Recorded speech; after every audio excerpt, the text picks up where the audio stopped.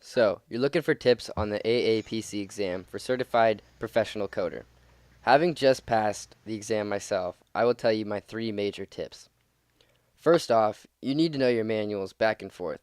Be familiar with where things are, not just codes, but also diagrams, which can be crucial. Also know how to use the appendix of these manuals. Most code questions will be in the CPT manual, so put most of your studying effort into this. Focus on the general knowledge of the test and don't get caught up in the nitty-gritty. It is better to see half the picture on every puzzle piece than it is to see the whole picture on just one side. Fold important pages and brush up on medical terminology.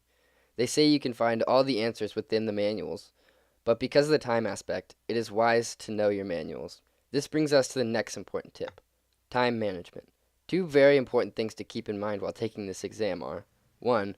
The 5.5 hour limit, and 2. You only need to get a 70%. This means you can miss up to 45 questions.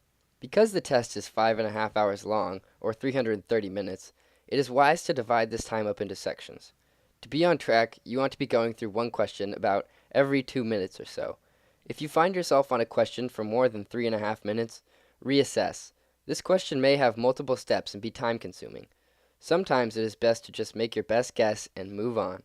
Another thing that is very important is having a timer. You will not be able to use your phone as a timer, so I would recommend getting a kitchen timer or a watch that doesn't make noise so you don't disturb your neighbors. Lastly, and most importantly, is practice. Just to take this test, you have to pay around $300, so it's wise to study. I studied hard the first time I took the test and ended up not passing.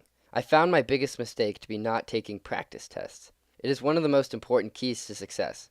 You should take a practice test as if it's the real deal. Set aside a whole chunk of your day and go after it with all you got. By taking a practice test, not only do you get a feel for the timing, but you also get to grade yourself and see where your strengths and weaknesses are. With this self-reflection, you can get a feel for what you need to study and what you're good at. Once you have gotten a score of 75% or higher on the practice test, you're ready to go.